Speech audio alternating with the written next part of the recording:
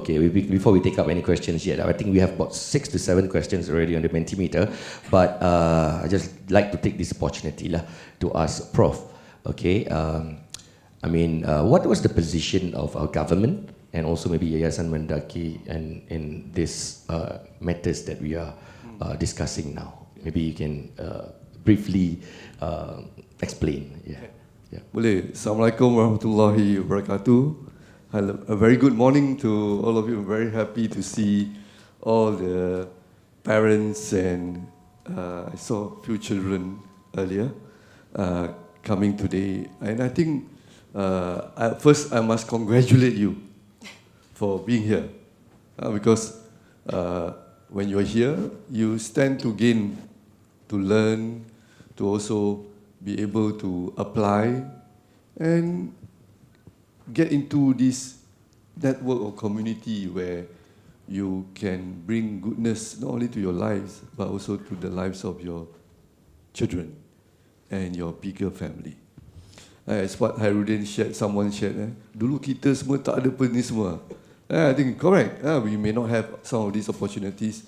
For this, I want to thank MENDAKI for doing this. I've been attending such brunch session, and to be honest with you, not easy to get parents to come, but they all never give up because it's for the goodness of the parents, fellow Singaporean and Muslim community.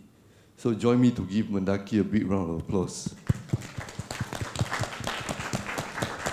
And not easy, and something I like is that certain occasion like this is we do it in a very close setting, right? Not open to the media, and we can be frank to share.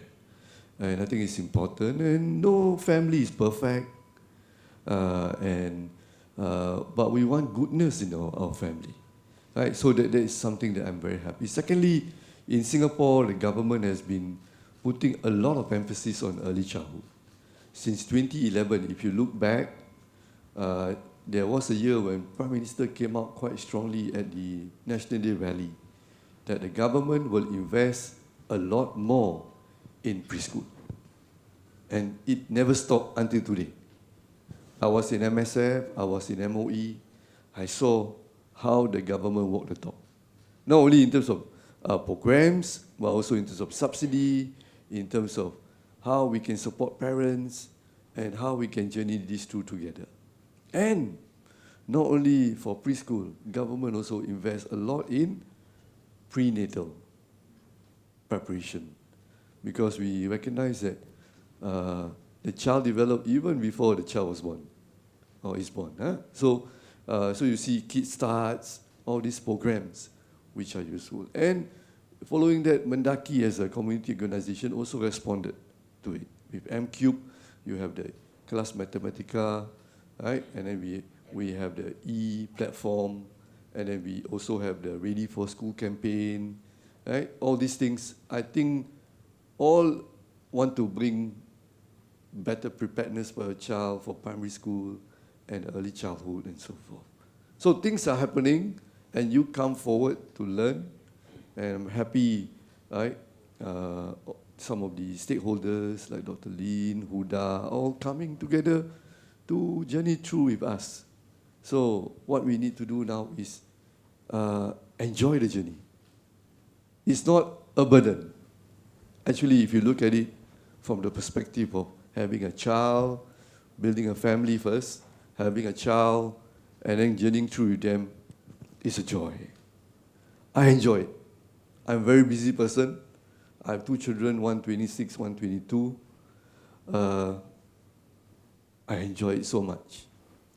How, it says what to deal, but I mean, I think it's how to deal with emotions of 4-year-old child. Okay, he feels neglected. And it says here, I have 9-year-old son, 7-year-old daughter, and 1-year-old daughter. Yeah, so that's the question, how to deal with such child. Yeah, who felt neglected. Feel neglected. Thank you so much. And thank you, Prof, for your sharing, personal sharing. It really resonates a lot with me. So I want to further add to what you said just now about the journey and goodness that we bring to our lives as parents. So I think that's wonderful. And thank you for this question. With regards to emotions, I think emotions are a great part of our human experience. There's no bad or good emotions, really. It's about the whole range of emotions that we experience as a human being. I think first and foremost, I think for us as parents, whether we also notice and fully accept our emotions ourselves.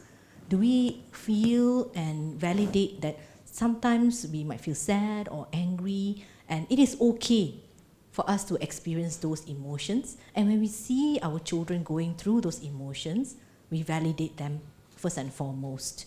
And sometimes our children who are young, like the 4-year-old child, might not know that they're experiencing maybe frustration or angry. So the first step, if I can suggest, is to be able to then bring forward that to the child, saying that you might be feeling angry right now. Is that what you're feeling? So first, bring that out as a discussion, or to be able to say that, is that what you're feeling? Validate that experience, to say that, oh, I'm so sad that also you're feeling this way. Is there something that we can do together? So when you validate that emotion and use the words, the emotional words, vocabulary, like sadness, emotions, happiness, frustration, jealousness, your child begins to be able to then figure out what they're going through in themselves and being able to communicate that to you subsequently. But you need to build that first, right? Identifying the emotions, talking about the emotions, then you validate.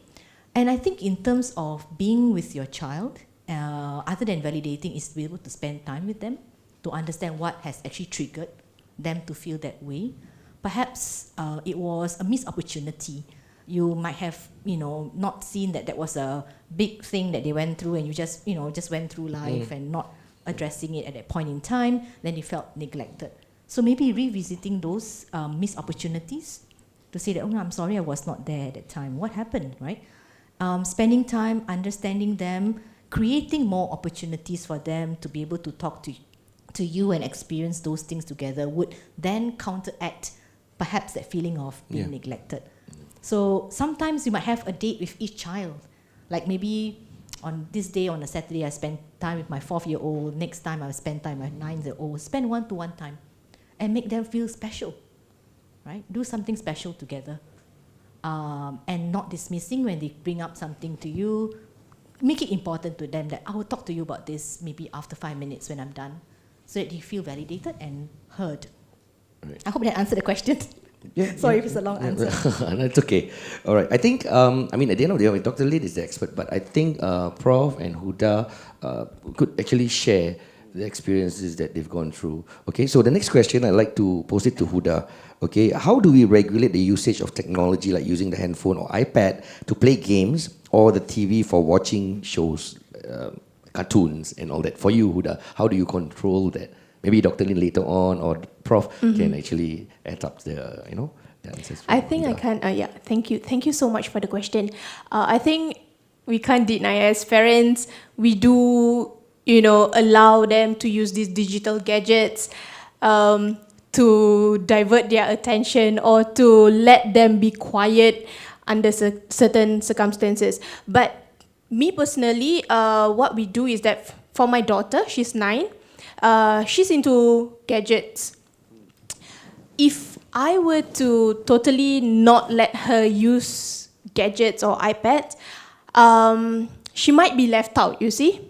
So friends, they keep sharing. Even in schools, they do learn multimedia technology. So we do need to expose them to digital gadgets. So what I do to minimize is that I give her screen time. So on iPads, there's this screen time function. So I do that. I activate that. At the same time, during school week, she's not allowed actually.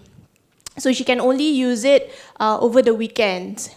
So that's for her. For my son, actually, look, Khalish, to be honest, he's at this stage whereby he's very curious with things. So he's lesser on the digital gadgets. So iPads, all this, I'm not sure, maybe it's not the time yet for him, but he's more interested in things around him, which I think when he does that, we have to be with him, guide him or teach, just support him with that.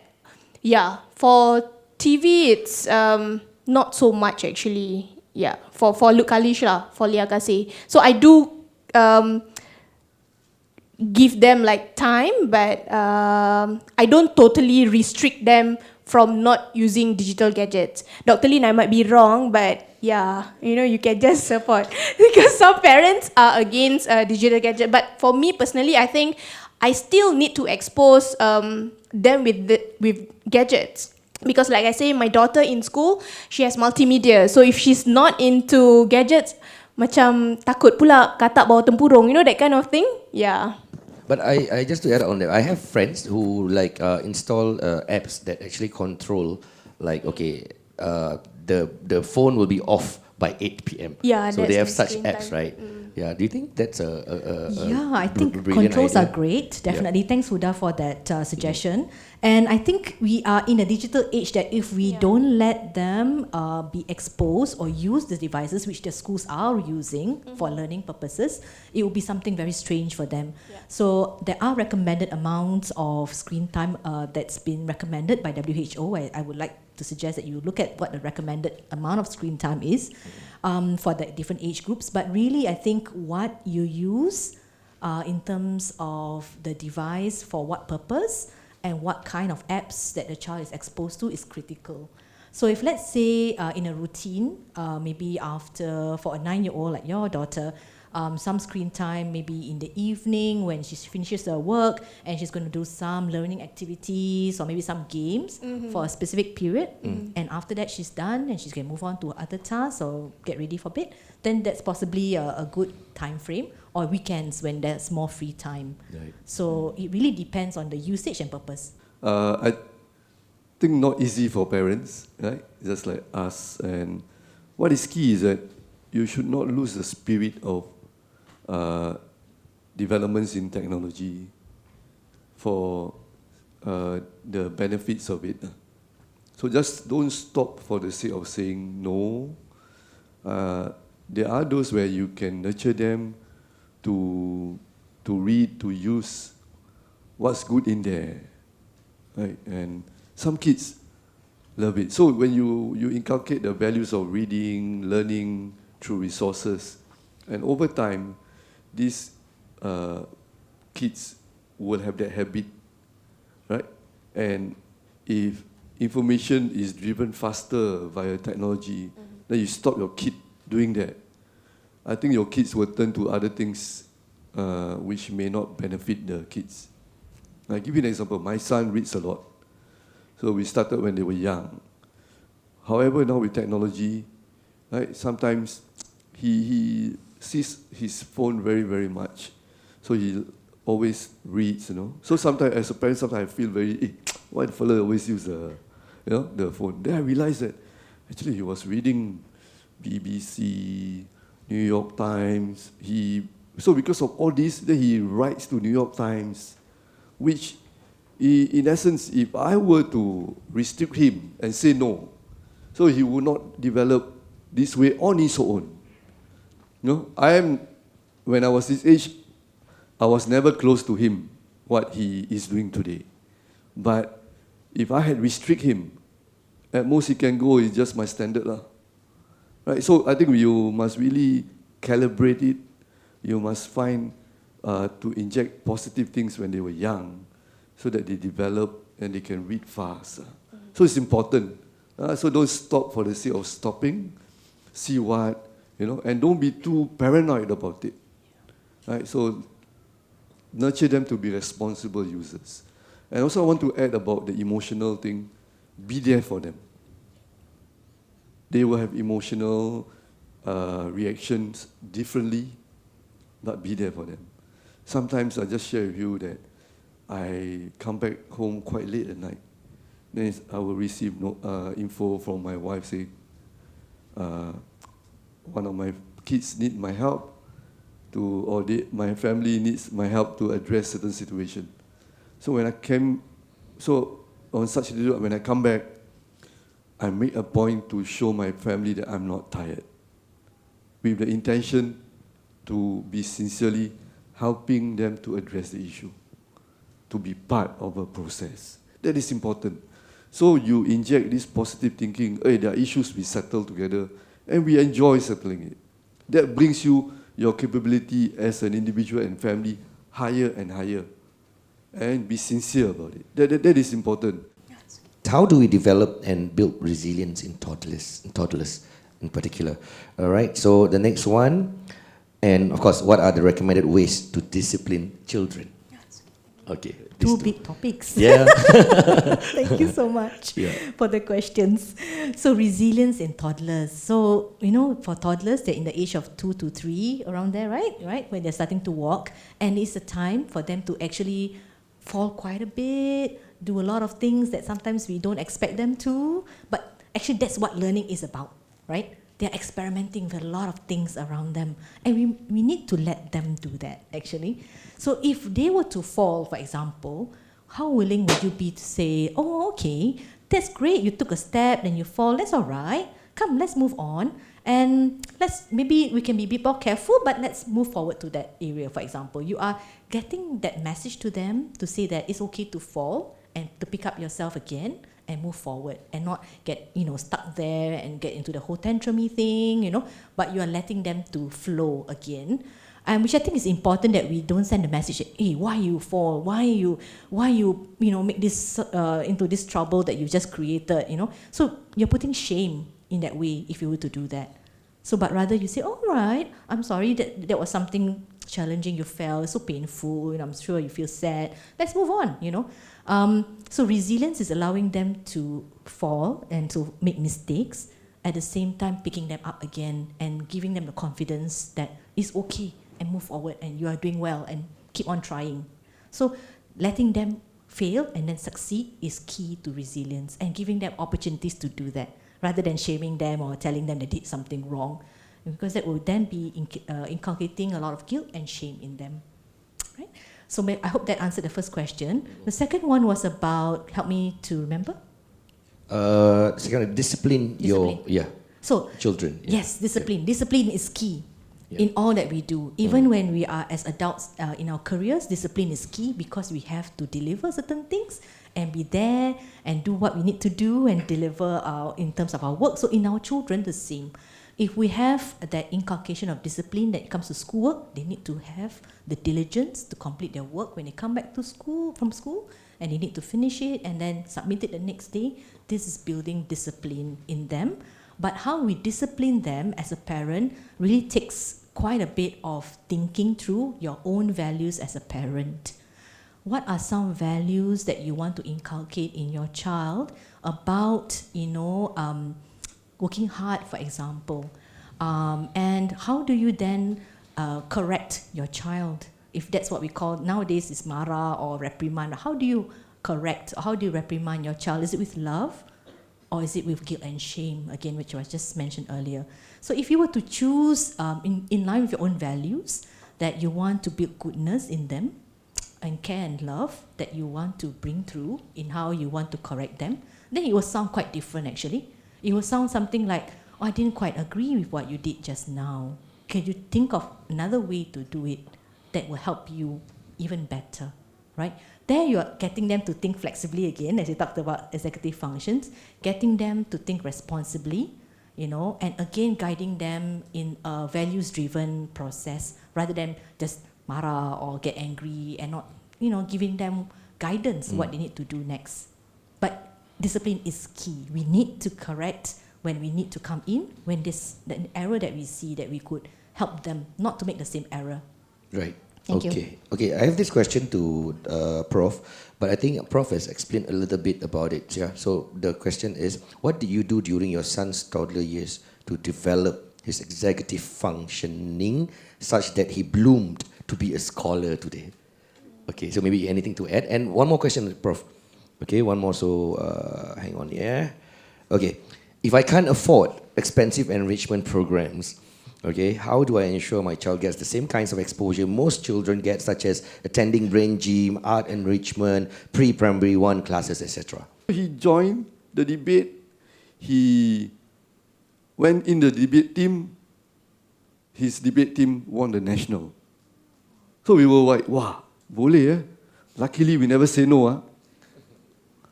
Then when he went to secondary school, he also went to the school team. Then, mashallah, did very well. Became one of the top debaters. But he enjoyed the journey. So we inculcate both our children, and including my family and I, to enjoy the process. So when he went, then he, remember, year 1, JC1, dia nak masuk national team. So he went, he didn't get in. So then he came to me, how should I go for the trials? I say, enjoy the process and learn from the process. So he went, and he enhanced his capabilities such that his team, his school team, won the top team in Asia Pacific region. And today, he went to Stanford University. He's year 1. He was year 1. Then when he went there, he joined the Stanford University debate team, where when during the competition time, most weekend, Thursday night, he will fly to Yale, Harvard, Canada, to go and compete. And Sunday night, he will come back to his university. So, but despite all these things, he's very kind. Every night before he sleeps, he will go to my room to hug, kiss, and salam my wife and I. And this is something we never do. Not that we ask him to do. He developed, because I think he said he saw how I treat my mom. So what we do, I think, is important to inculcate in our children. And don't be constrained by certain things that people want to distract you. Don't be constrained. Today, a lot of happening that make you think negative, make you think cannot be done. Remove all this. Remove. Be positive. And there is hope for all of us. So I thought, you ask, I share. Yeah. Thank you so much. Thank you, Prof. Yeah.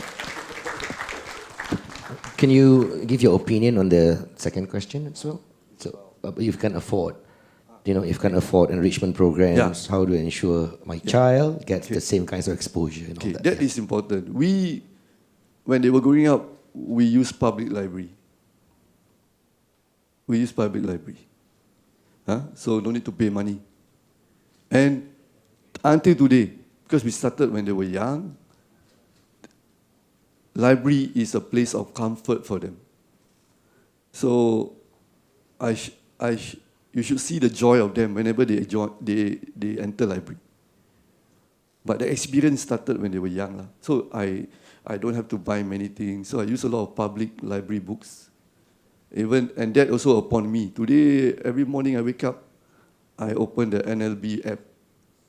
I read all the newspaper from the NLB app. Free. You can get it. Right? And then you all use tablets. So that's one. Second, enrichment classes, a lot happens at home. It's us. We are the first teacher. Certain things you don't know, you can learn. Join the parent support group. They teach you all the techniques. But down the line, there may be your kids need help on certain areas. I think it's worthwhile to seek help. Go for enrichment on certain areas, not everything. Everything, I tell you, your kids will end up being stressful. Yeah, so there are certain areas that my kid, maybe they themselves will tell me, I think I need help here. Not that you tell them. Most of the time we tell them. You talk to them more. Why I benefit from enjoying the journey is because I talk a lot to them. Thank you, Prof. Okay, I think we'll take up one last question. All right, so then we'll have recap for, anyone like Huda, Prof. Zul later on. So I think this is for Dr. Lin. Okay, Ms. Huda shared about the difficulty in resuming school after 1 month holidays. Okay, she did mention just now. So in primary school, there will be the 2-month-long vacations. So any tips to prepare for this break of school? Thank you so much for the question. So I think when it comes to transitions, it's often very difficult for all of us after there's a break to come back to it, right? It's really difficult. So we can empathize with our children, actually. It's difficult to get back into the momentum.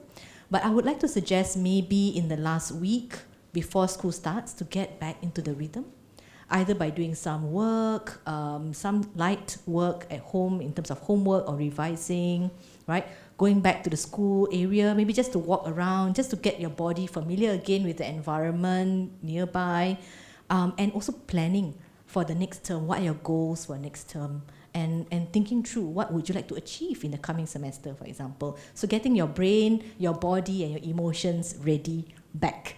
But I think important for younger kids, we need to build that sense of trust in them as well. Let's say if they were to go to school on the first day, and you say, "Oh, I'm going to be there when you finish school. I'll be there to fetch you." Establish that trust. I will be there. And make sure you'll be there. So that they know that they can, depend on you, that, after this whole break, right, I will see mommy and daddy again. I think that emotional connection is really important, that you build that again, that routine, that sense of trust, that familiarity again as you transit back. I hope that answered the question. All right, thank you. So before we end, maybe we can have a recap from each of our panelists. Yes, maybe? a quick recap for me. Thank you so much. Yeah. I wanted to say thank you for sharing again, Prof. Faishal, for such a very heartfelt sharing. Thank you. And I think in terms of us parents, the first teachers of our children, and it's a lifelong teaching role that we have. I think we never can quit. We're always a parent for life, and it's really an honor and a journey, really, to journey with them. There's so much that we can learn about ourselves as parents as we learn together with them. And I think in terms of the values of care and love, sincerity is really key in promoting executive functions in the 3 areas I spoke about just now, which is the self-control skills, the working memory skills, and thinking flexibility skills that we can all try to learn from today, and how we can incorporate that in our daily lives. Thank you. That's my summary. All right, Prof, do you have anything to say? Yeah. I think I'm sure you will be able to go back and then apply it. Not easy, but enjoy the journey. And also, when your kids do well, do badly, don't make it a big thing, in the sense that I rather you get the kids and yourself to enjoy the process. Look at it as a process about life, about building capabilities, building resilience, able to journey through life, because at any point in time you will have different outcomes in your life, right? So get them to enjoy the journey. When my son got the President's Scholarship, many of my relatives and friends were surprised. Why? Because they said, never heard anything about your son. Right? So that was the principle that my family adopted. We never share things about some of our achievements, because we enjoy the process rather than the outcome. All right, thank you, Prof. Thank you for your honest and personal sharings. Okay, so Huda, next. I think there's nothing much that I want to say, because Dr. Lin and Prof has shared so much, and I myself learning today. Thank you so much for your sharing. But I definitely agree with Prof. I think communicating, listening, and being there for your children, I think is very important, especially in the early years. But making coffee every morning is like a commitment, Prof. I will take that. Then Sabari also must try to practice. Yeah. So I think being there, there's no such thing as busy. Yes, we are all busy, but I think it's important for us to make time, be there. I think when there's strong bond with our children, it stays with them emotionally. So I think it will help in their growing up period. Yeah, just be there for them. Yeah, sure. Point is to also take care of ourselves as parents. Self-care is so important. So when we care for ourselves, then we can care for our family. Just one last point. Thank you. All right, thank you. I'd like to apologize. I couldn't take most of the questions because of the time limit that we have. Okay, so ladies and gentlemen, we have come to the end of the panel discussion. I hope that the discussion today has given us better insights on how we, as our child's first teacher, are able to instill a culture of lifelong learning to our children as well, and as our own lives. Okay, we hope that our parents are now well equipped with useful tips and strategies in preparing your child to be ready for school.